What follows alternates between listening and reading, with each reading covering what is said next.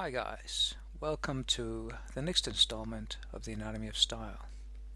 Today we're going to deal with chiaroscuro. Chiaroscuro is one of my favorite methods of finding atmosphere and drama in a painting or a picture or a drawing. And what it basically means is from dark to light. It's the darkest shadows against the lightest lights. And on an overcast day we don't see this, but on a brightly lit day we can.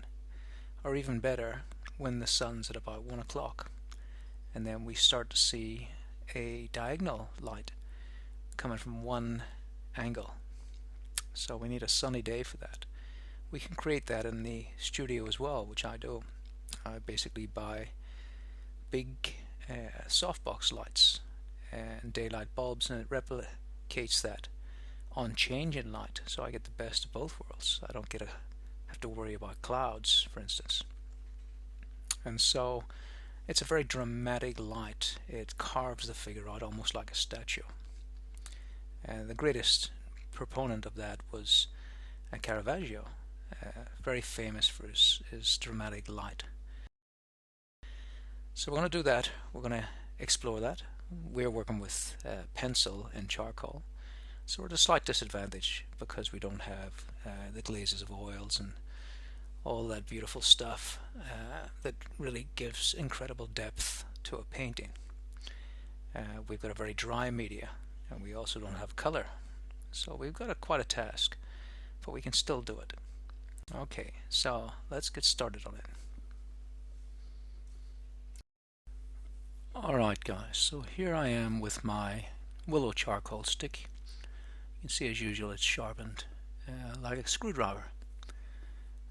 I've got the little sides of it also shaved inwards, so it's a triangular kind of thing.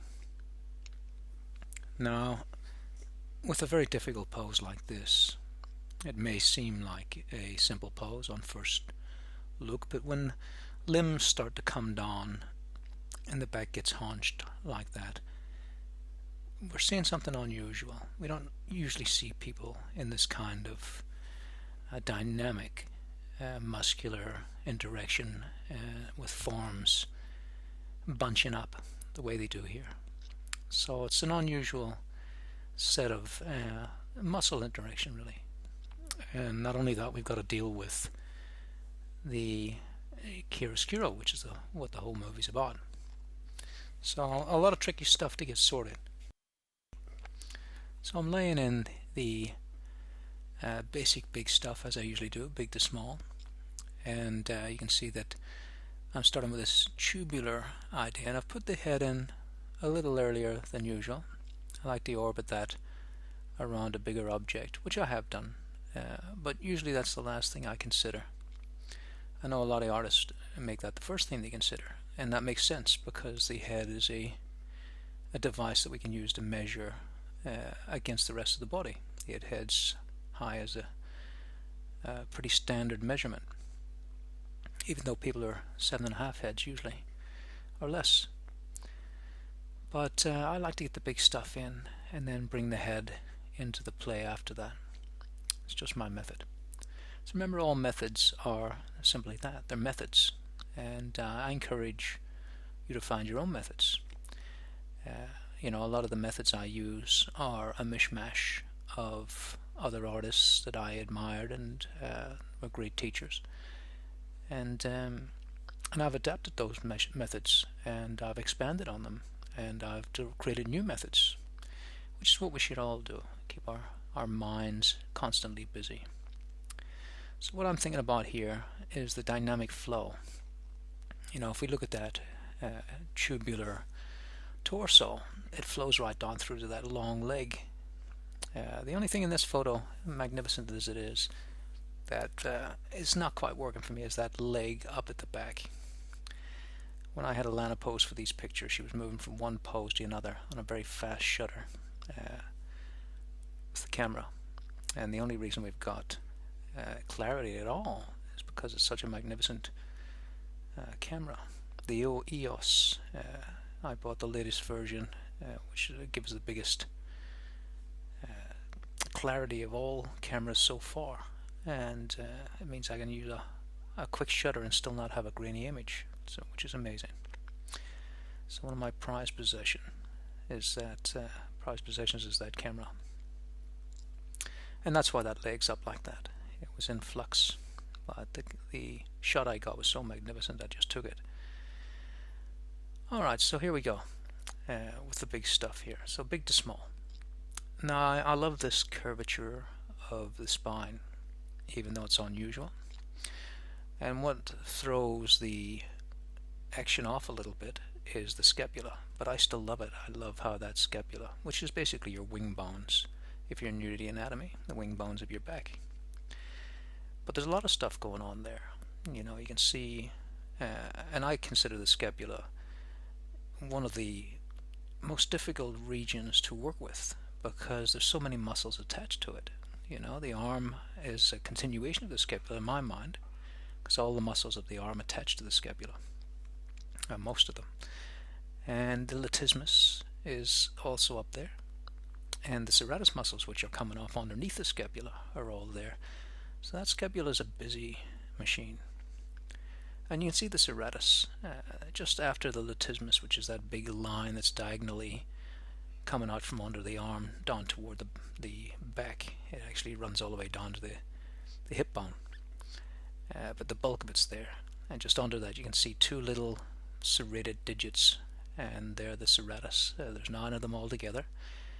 And what's important about those serratus and learning about them is that when you see the last one, it's on the 9th rib.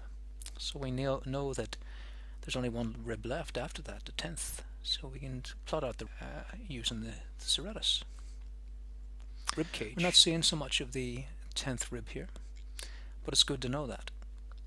And you can see the ribs on the back coming down quite long. So they come down longer at the back, and they're shorter at the front. And there's 12 ribs at the back. And so we continue on down the back longer with the rib cage. The 12th and 11th rib don't come around to the front.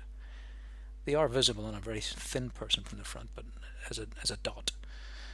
But very unusual. I've only ever seen it in one model. Okay, so 12 at the back, 10 at the front. So there's the trapezius going in now, if that wasn't clear. And now I'm putting in the bigger stuff here, the breast. So the trapezius, very slight usually on a woman. But on this occasion here we're seeing the bulk of it, and it looks quite substantial. But usually that's a thinner, meaning in depth, muscle. So I'm thinking about now the bulges of the serratus, which are underneath. So we get several layers of bulges. We get the bulge of the scapula. We get the bulge of the teres major, which we don't see from this point much anyhow, which is right up underneath the arm. And the serratus, which I'm putting in now. So the hierarchy is that the scapula is on top, and then the trapezius. Well, no, let's clarify that. The trapezius clips the bottom of the scapula. It's a sheet, so it gets thick at the sides, and it's a sheet at the very top, and it clips the bottom of the scapula so that it holds it not fixed in place, but sort of buoys it, keeps it from flying all over the place. So it's a great system. And underneath the trapezius is the serratus, and they're on the, as we can see here, the 9th, 8th rib we're seeing. Usually see 1 or 2 or 3, and if an arm's raised, maybe 5 on a very lean people, or very lean people. On a very lean person, we'll see 5. And they're the basketball players' muscles. They're developed from raising your arms up and pushing forward, like you would with a basketball. So it'd be more the training they do with a medicine ball, for instance. It's also known as the boxer's muscles, because it pushes the arms forward. Alright, that's enough about the serratus. And you know, for some of you it might be even the first time you've heard that name, but it's a big deal on the anatomy scale, especially for me wanting to get the dynamics in. So treating the head now as a very, very simple shape, and basically a flat-ish curve on the front and a bulbous head at the back, because the head is the widest at the back. So when we see the curve of the head, we're really looking at the back of the head, because the side of the face is quite flat. It's the skull at the back that gives us that roundness. So starting to work on the scapula now. Now be aware, guys, that all the time that I'm doing this, I am paying attention to the reference. But if I see a more dynamic turn that would work better in the drawing, I'll do it. You know, if I feel that the scapula could have a better angle to it, I'll put it in. Because I don't want to be a slave to this photograph. It's such a magnificent photograph, it's hard not to be, but I certainly want to keep that in mind. And as long as the parts all interact like they would if you did turn it a different direction, then everything's fine. And there comes in the whole idea of why I call everything I do the anatomy of style. Because if we learn the anatomy, we can put style on top. Now watch this, for instance, here on the arm. So I've worked on that arm, going back and forth in a rhythm. I'm trying to chase these rhythms all the way down, from the deltoid down to the tricep. And you'd be surprised maybe just how rhythmic the muscles are, because they have to give way to each other, and so they're usually a similar jigsaw shape, just like the continents. And you can see that here in the deltoids, the triceps, and right down to the brachialis, which is the bulge on the side of the forearm, the outer side. Always remember the brachialis are on the outer side. And so the brachialis, if you look closely, is high on the outside and low on the inside. There's always a high and low relationship wherever you look. And that's once again all part of the system. If everything was side to side, things might break. So there's usually a step down for muscles, so that everything can find its place during a twist. So I'm starting to indicate the separation of the obliques and the abdominals at the front, and also dealing with that mass of the breast as well. So you can see that I'm peaking the tricep there at the back, and that's also a high-low. So the tricep bulge is high at the top, and the bicep on the other side is low. Now muscles are antagonistic, meaning they fight against each other. So when the bicep or the triceps bulge, that usually means the triceps in action, because a muscle shortens and it becomes bulgy. And the bicep lets that happen. And so what it does is it relaxes on the other side so that can happen. So when the biceps bulge, the tricep will usually go flat. And here we can see the tricep is bulged, usually what happens anyhow on a straight arm. And the tricep relaxes a little bit, lets the tricep do its work. So antagonistic is not really the right word, they're actually friendly toward each other. You know, I'm moving aside for you to do your stuff, says the bicep. Alright, so I'm thinking about the hip. The hip's a great fulcrum for the body. And I think of the hip not as just the bones of the hip. I think it as a complete structure that goes all the way up to the obliques, to the top of the obliques, because the obliques are a continuation sort of the shape of the hips. Well, they are. They're a continuation of that shape. And I used to get confused and think that the obliques were the hips. I used to think that was a bone, because it goes up so high. And there seemed to be, in certain circumstances, not really a change. It seemed to be a smooth curve all the way up, so it was hard to plot where the hip bone actually finished. So working on the foot here, and the foot has overlaps to it, because it has a great, gigantic calcaneus, which is the heel bone. And it's like, if you ever see the bone structure, it's like a big ostrich. So the foot, even though it echoes the hand, instead of carpals we have tarsals, for instance. We still have phalanges of the toes and phalanges of the fingers, and they're the same amount and all that business. So basically our feet are big strong hands at the bottom, but not articulate. You know, the big toe is not like the thumb. It can't move inwards. So that's the difference. But it's a massive big set of shapes. So I always make the feet big. Never be afraid of big feet. I've seen a lot of students draw very small feet, and it always looks awkward, and they're frightened of the feet. So the foot's the length of the face, really. So you make sure that you can plot that against the face. This foot's foreshortened, so it's shorter. So be aware of that. You can't just make it the same size all the time, but be aware of that. So there I'm indicating the obliques coming up into the fifth rib. They'll disappear into a thin sheet, but you'll often see them continue up higher than you would maybe expect. So working on the gluteus here, and the gluteus, as we've seen before, in part 5 of this series, how great those shapes are for finding light.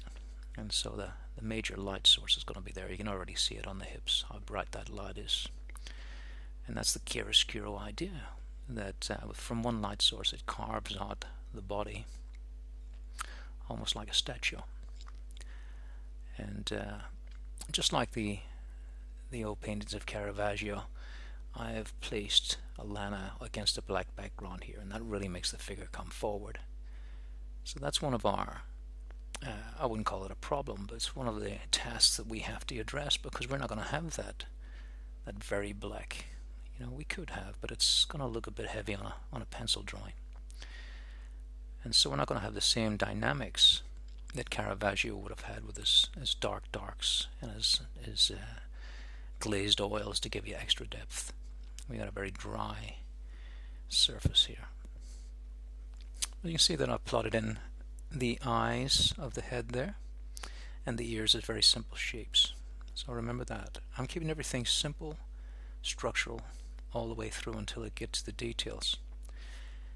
Because structure is basically simple anatomy.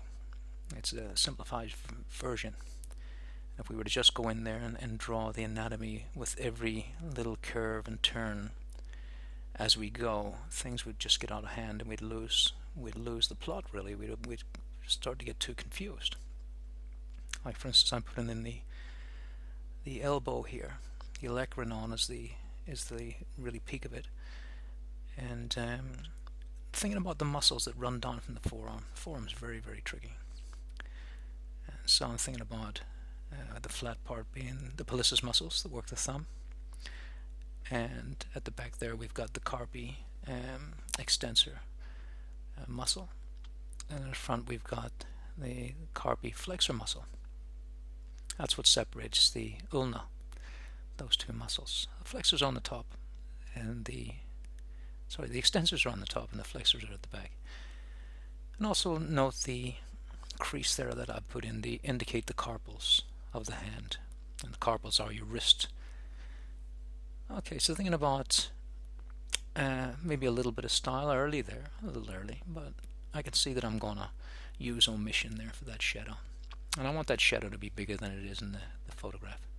So you can see what we have the advantage here at this point. So look at that shadow on the leg. It's got a triangular shape to it that really doesn't ring true. And it's a combination of the shadow coming across from the right leg and also the shadow dropped by the gluteus on the left side.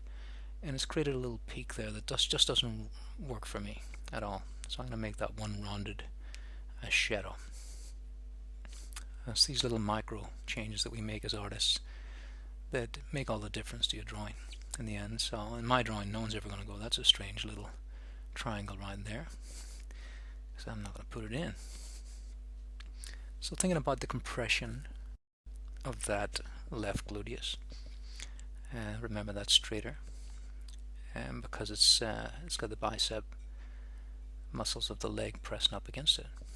That's what creates that straight, relatively straight. Nothing in the body's really straight, nothing in the body's really curved, but there's relative curves and relative straights, and that's what we're talking about. I had a student once try to draw the figure using geometry, and she plotted it all out with a ruler, and it was very hard because I don't want to put anyone off their ideas, to explain to her that the figure can never work like that. It's just not how it goes. In fact, it was strange for me to to really understand what you were trying to do. So he's trying to measure everything with a ruler. And he says, well, with the foreshortening, we're going to have to measure that out. I says, just do it with your eye. And she was startled by that idea, because to her it seemed impossible. But you can see I'm doing it here. And we may not get everything exactly. You'll certainly not get it measuring with a ruler. So it doesn't matter. And basically the thing that I wanted her to take away with her was that it doesn't matter. Nobody cares whether you're going to get it absolutely perfect. And if they do, they're not understanding art at all. What we're trying to get is the life, the essence, the spirit of this pose in whatever way we can. And all the greatest artists in history, you can see that their work isn't photographic at all. They haven't aimed for that. So that's what I'm doing here. I'm trying to find the best of all that's involved in this. What I love I'll put in, and what I'm not caring for I'll take out. And I think that's a fair method. It works for me, and it worked for all the artists, once again, that I admire. So remember that everything that I'm teaching here is just basically my method. And you might go, oh, you know what, Patrick, I quite like that idea using a ruler. I'm going to do that, and I'll applaud you for it. Yeah, you go do that. That'll be great, and we'll see what you come up with. Maybe something new and startling. But the example the girl brought around was clumsy and awkward, and just didn't work at all, and she'd spend hours and hours on it. So it was kind of pointless. So it wasn't working. So whatever works. Take anything that I teach you and expand on it. In fact, I would encourage you strongly not to work with my style verbatim. Take what you like about it, change what you don't like, just like I've done. I am a big admirer of Steve Houston, for instance, but artworks are totally different. You put them both together, you can tell right away who did what. And that's how it should be. And that's what art is. Art's about the individual vision of the artist. Okay, so now we've got the complications here once again of the scapula. And I rank difficulty in the figure like this. The hands, followed by the forearm. Not the forearm if it never moved, but the forearm as it twists, because of that radius bone pulling muscles with it.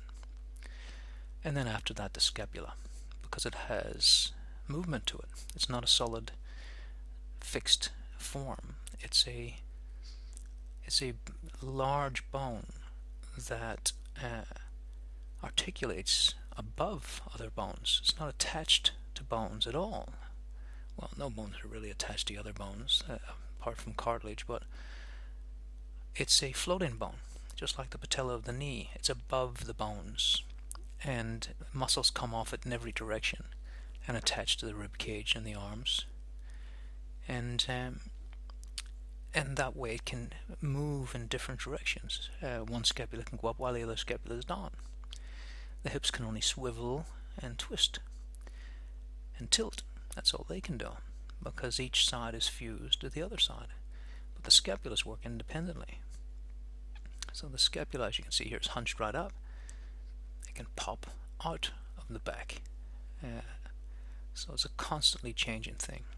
And that's what's difficult about the fingers and the forearm. They're constantly changing things. So relatively, the hips and the gluteus are quite simple.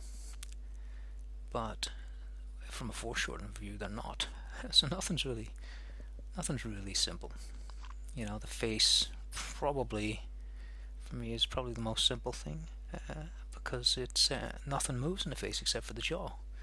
The eyes wink, the nose twitches a little bit, but basically the mandible of the jaw is the only thing that's a moving thing on the face in a major way. The lips can snarl and all that business, but basically the big movement is in that jaw. Okay, so, and you can see how long I'm spending in these early stages. And never the detail is in my mind at all. That's something far in the future. And I've seen a lot of drawings where they start with extreme detail of an eye, for instance, and carry on down like that. And I'm very suspicious of a lot of the drawings we see on YouTube, for instance. Someone does a realistic eye, and then they straight to the next stage. It's another realistic eye, and for me, it's probably the cut where they turned the projector on and off that they were tracing from. But I've seen portrait painters and drawers, artists in Piccadilly Circus in London, and they do exactly that. And there's, they're obviously not tracing at all. I consider it though a trick. It's a one-trick pony thing. And talking of ponies, if I asked those artists to draw a horse, they wouldn't have the first idea. Maybe some might, but by and large, they're working with a system that says the head's fused, and the mandible's not going to move, and so they've understood the head completely, and it's a great way to make a living, because all they need to do is just adapt a basic head to match the person in front. A little change here in the eye and nose, and it's pretty much done. So they do that. But if you did it with a figure like this, you couldn't do it. Try it and see. I mean, there's some great artists that work, it's called that automatic drawing, where they do work from the top to the bottom, and I've seen some great results from it. But these are the guys that really are already huge masters of their craft. I wish I could remember the name of the figurative artist I saw do that, and did a beautiful drawing out of it. But his better drawings were obviously like this. They were simple, big shapes, enlarged on as he went. And so, like I say, this is a method, and for me it works, and I enjoy this little puzzle at the beginning, and then the style on top. So basically, for me, if you haven't got the due diligence part done, really you're not going to work very well in the render part. Treat the render as the dessert. It's something that you reward yourself with after you've done all that hard work. Because if you go straight to the dessert, you're not going to feel very good about it afterwards. Just like going straight to dessert. I just think there's not enough nutrients in there to sustain the drawing. Don't know why that amused me so much. I don't know what's in my head sometimes. A strange analogy. Alright, so working on the obliques there, and feeling that lovely form of the obliques. Obliques are beautiful. They twist the body, so they change their form a lot. But it's a basic form. The rib cage are always tricky, especially from the back coming down so fast like that. It's an odd thing, and I usually leave them odd or dim them down somewhat. But in this dynamic pose, they're actually adding to the lovely rhythm that's going on there from the scapula downwards. So in this case, I'm gonna maybe make something of them, leave them in. And once again, I'm thinking of style a little bit here. Like I said, a little early. But once you learn the rules, you can break them. The main thing is to get the rules really I shouldn't say rules, the method so well that you can see ahead and break the rules that way. So I'm breaking the rules by fading that furthest arm, because I want that to fade into shadow. So I've already got an idea in mind what I'm going to do there. So you can see here that I'm thinking of that lovely flattish top of the rib cage there before it starts to pull down into its curve. And the scapula is a problem for me here. It used to be always, but I think I'm a bit cocky here, and I really believe I know the scapula well enough to put it in without too much care or worry. And I actually made it a little round, a little too round there. And that's one of the bugbears that I'll have to address later. But strangely, I don't see it yet at this stage.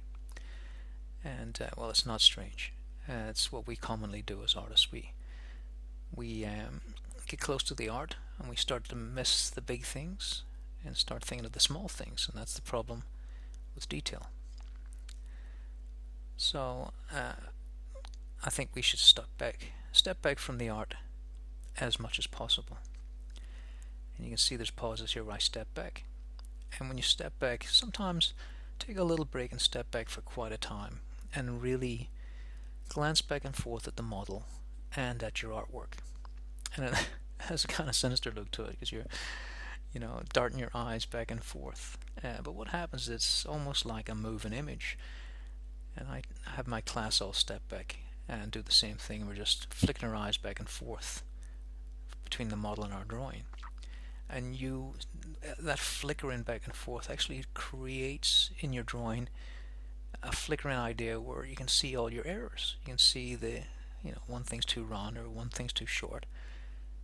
And once again, not worrying too much that we're copying something, but sometimes the laws of nature, are out of whack, and that can't work.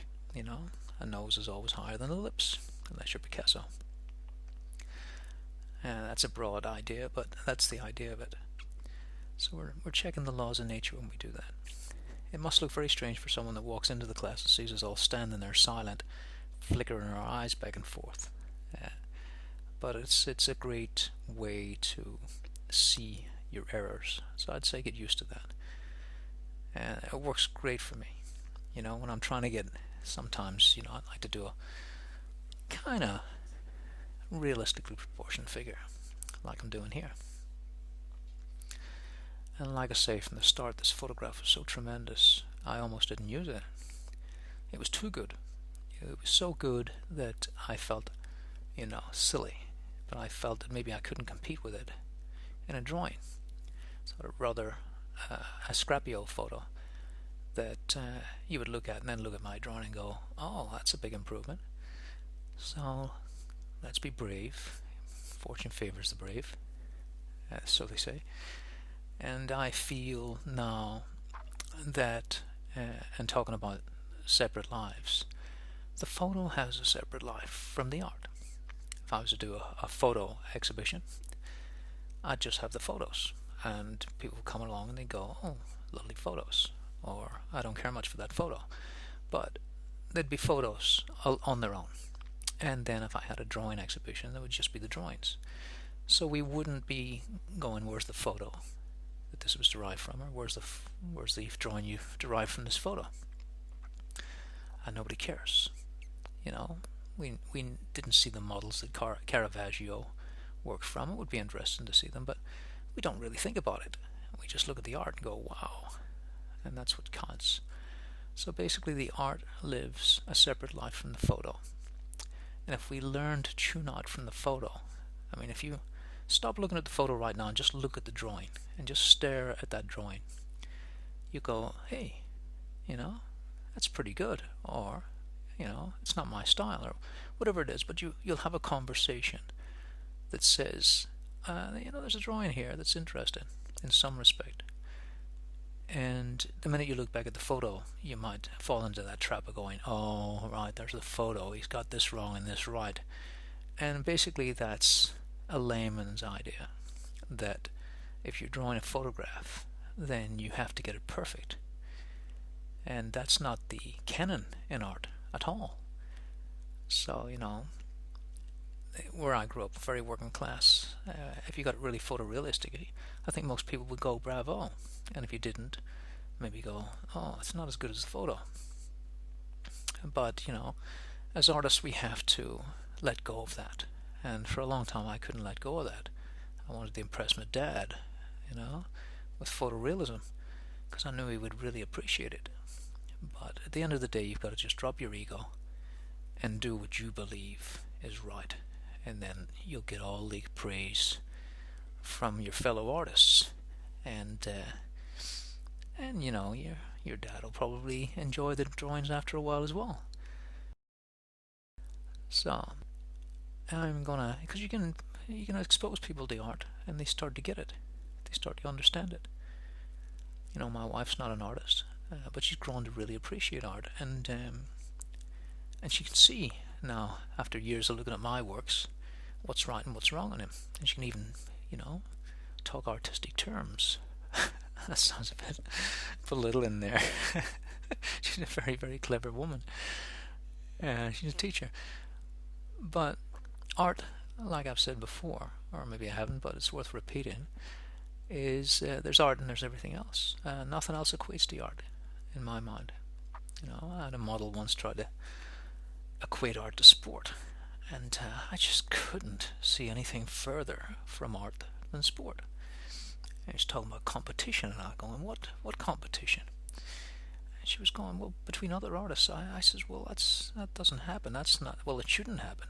There shouldn't. In fact, the word art competition to me is a crazy idea. Art competition, artists competing. I guess maybe that's in their mind, because basically an artist doesn't compete with anyone. An artist is basically drawing the best they can on a surface, and between them and the surface is all that matters. And if their work is compared to someone else, it's quite wrong. I'm thinking of Laurie at the minute, who painted little matchstick men, and I couldn't say to him, "Oh, your art's terrible. It's just little basic matchstick men in factories. That's like a child's work." But he was very, very popular, and he was rightly so, because he did his own thing, and he didn't care, and became very famous because of it. And I think that's the message that I'm trying to convey here, that basically as individual artists we find our own paths, and the worst thing you can do is start looking at other artists and say they're better than me, or I wish I was as good as them. It's human nature to do that, but basically there's only going to be one you, and there's only going to be one me, and that's what we need to work with. And if you keep that in mind, it should give you some security in the fact that what you're doing is important. It's important because you're doing it on your level, you're doing it with your style, you're doing it with your method, even though it might be a continuation of other methods that you've learned. It doesn't matter. The way you lay your strokes down are going to be slightly different than mine, and all those slight differences are going to build up over the years to become your style that's instantly recognizable as a drawing or a painting. And if it doesn't do that, then you might be copying too much. So I'd say learn to interpret more rather than to copy. And at the start you have to copy. You have to learn how stuff works. But try and let go of those reins as soon as possible, is my advice. Try and be you as soon as you can. Okay, but never stop learning is another thing. I see a lot of artists fall by the wayside because they basically got their style, and then they never ever went back to basics again. And what happened was their art started to degenerate because they lost and forgotten the basics of skill, the basics of method, the basics of the human figure, which is basically what the artists that I meet are working with. We're all in the same boat together when I go to conventions. It's all figurative art. Okay, so sorry, I've got a cold today. If you wonder what my voice is so strange. So you won't catch it. One of the great things about watching on in a movie, you're not going to get these boy germs. Now I just put a little curve in there, and there's these subtle curves all the way up the body. And by putting the basic shapes in first, it means I can really articulate those curves with much more ease. And I love those little subtle changes. Keep your eye out for them. At the start you'll be struggling just to get the structures in, but draw often, and I can't give a better advice than that, is that it's all up to you guys to draw as much as you can. And the more you draw, the more adept you'll be, and the more you draw, the more you'll see, and the more you see, the more those shapes will become familiar, and then you can bend those shapes to your will because you know what they are. Once again, the anatomy of style. When I came up with that title, I couldn't believe it hadn't been used before. I did an internet search. I couldn't find it. I thought I must be cribbing this from somewhere, but it didn't exist. Much later I found it as a fashion term, I think. But it's never happened, and I'm very grateful that I managed to pull that out, and it just came from the subconscious, because it's exactly what I was doing. I was using anatomy and putting style on top, the anatomy style. So I'm very, very lucky to have that in my in my worldview and my methodology, and it's a part of what we're going to come up with in the next last week is all about the inner workings of the mind. I know it seems a bit deep, but really it's understandable. Come to that point where we'll all do it. Ask ourselves, why are we doing this? What's the purpose of this? So I'll talk about that, because for me it's been a revelation, looking deep inside and asking myself those questions. Ask yourself that question now and see what the answer is. Why am I doing this? Okay, and then check in next week and see if it rings any bells in what I came up with, what my reason was. Okay, so there's a cliffhanger for you. Okay, I'm using my Pit charcoal pencil here. Beautiful darks. So I'm going for the inky blacks here.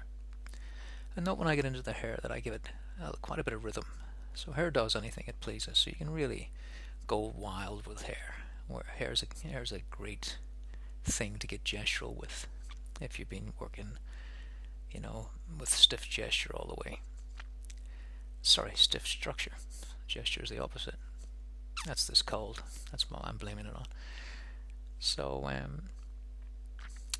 once again, always use my gestural hand. I'm not sure if I've used the detail hand here, probably for that ear.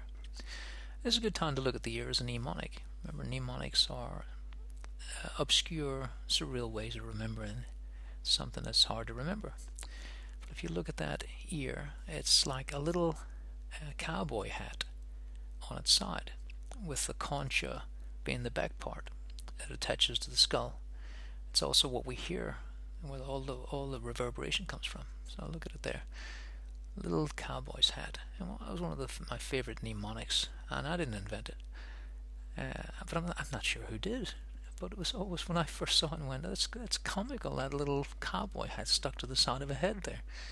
But I tell you, it's such a great mnemonic for hitting a very, very tricky structure from the back, and it works every time.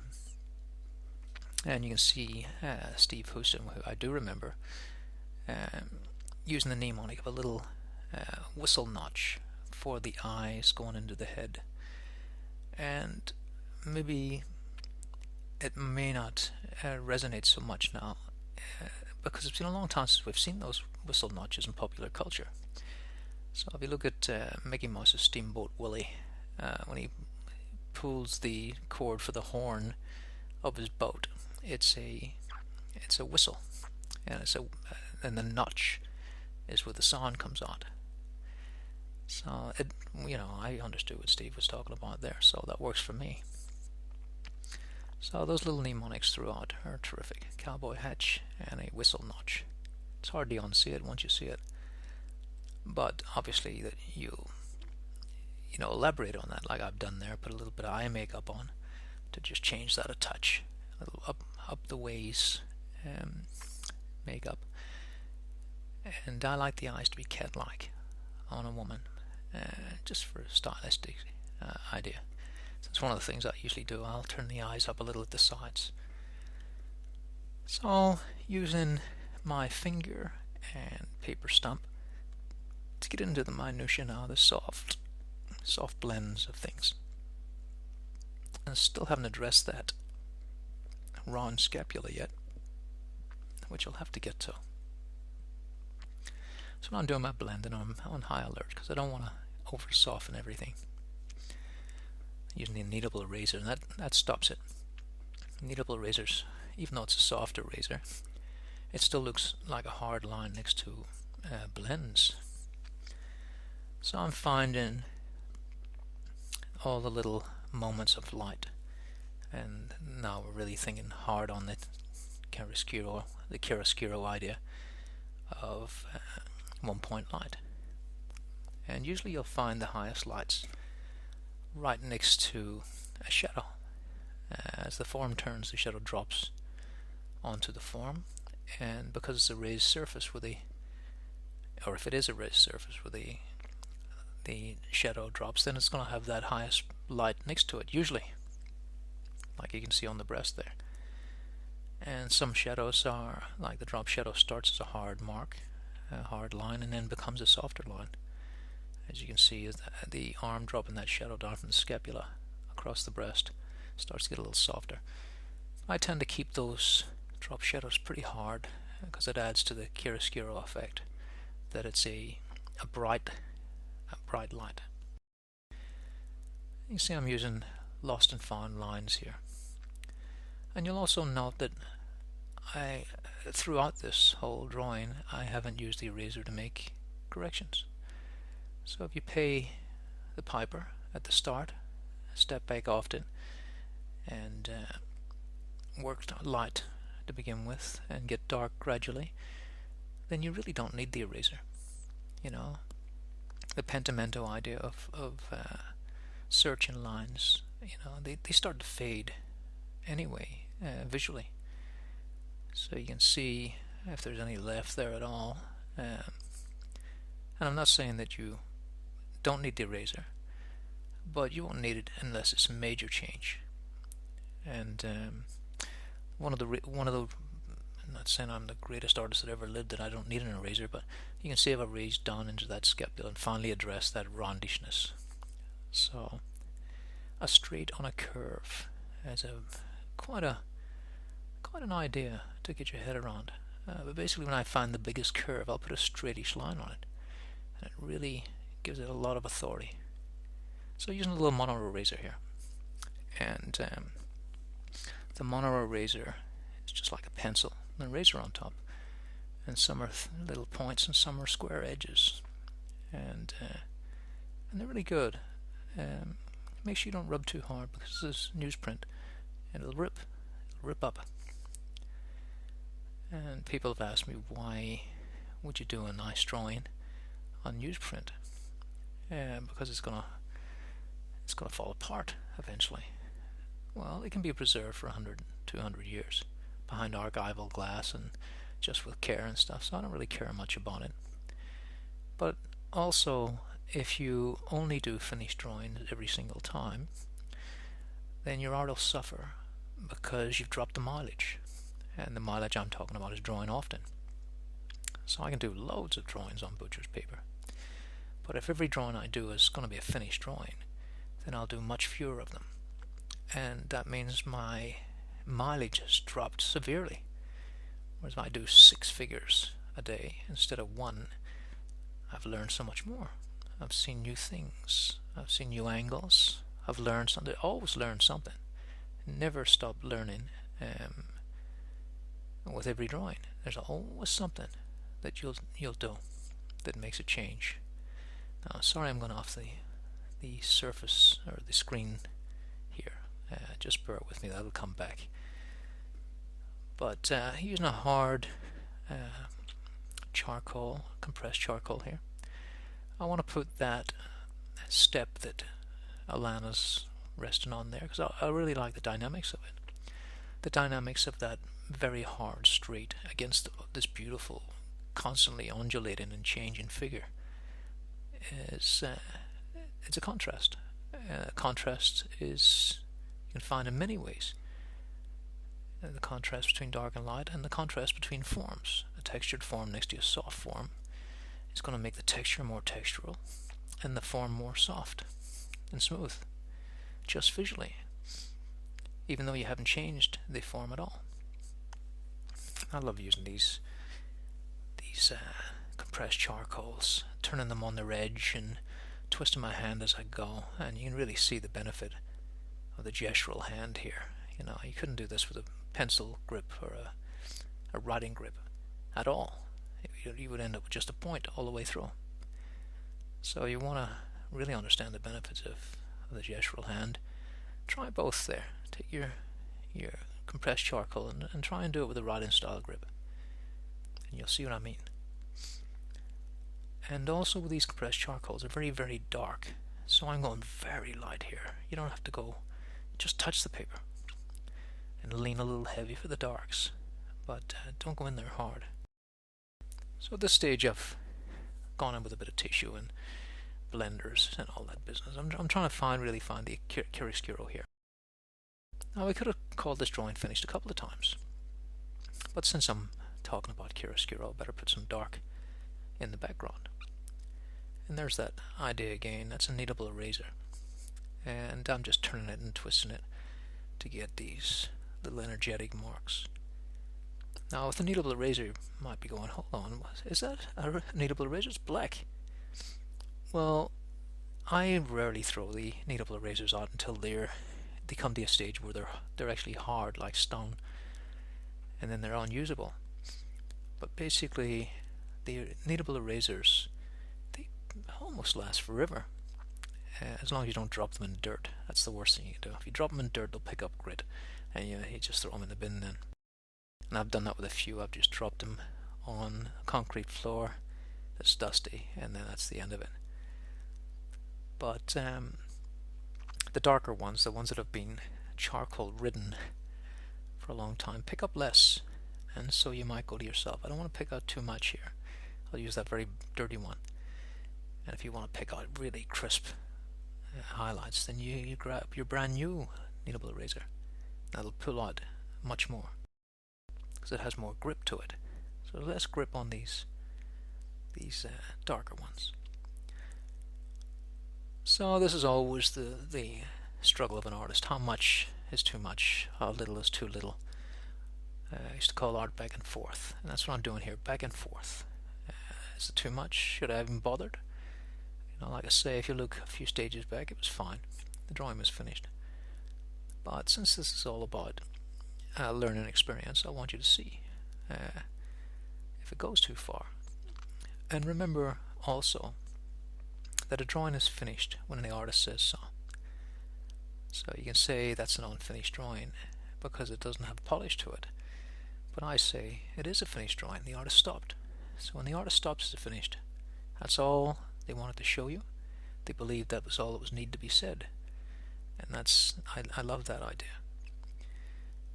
But like I say, I'm going further here because this is, it's a commissioned work for a magazine. I rarely do commissions, by the way, for commercial art anymore. But ImagineFX, they're a little special. You know, they give me quite a lot of freedom. And if there's no freedom in the commission work, I don't do it. So here we are with the finished art, and you can see that it's quite I fiddled a little bit more with that, but basically I've taken you right through the whole thing. So it was great fun doing this one, guys. I hope you learned a lot from it, and looking forward to seeing you in the last segment, which I promise is going to be, hopefully, enlightening. It's going to be a look into my mind as an artist and address all those maybe subconscious worries that you have in your mind, or maybe something you haven't even thought about yet. Sometimes people don't go introspective into their methods until they're in their 50s and 60s even. When you start to get really serious and look back in your life and go, what was that all about? But if you get in there early, it's a much easier path than have to retrospectively come back and go, I could have done it this way, or if only I'd known this then. So hopefully that's going to help you in your journey forward as an artist, in your, to keep your mind at ease, that this is something we basically all share as artists, this idea of art being a personal vision, a personal way of seeing things, an individual way of showing the world how you saw things. So looking forward to that next week, and I promise you a really beautiful drawing to go with it. Alright guys, until then, good luck with your art.